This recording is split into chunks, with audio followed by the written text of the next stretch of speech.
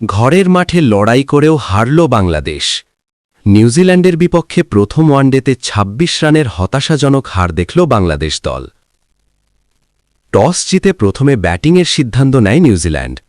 শুরুটা ভালো না হলেও ধীরে ধীরে ম্যাচে নিয়ন্ত্রণ নেয় তারা।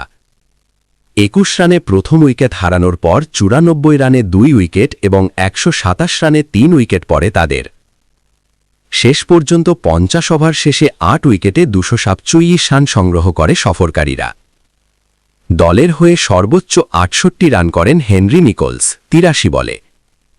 বাংলাদেশের হয়ে বল হাতে দারুণ পারফর্ম করেন শরীফুল ইসলাম।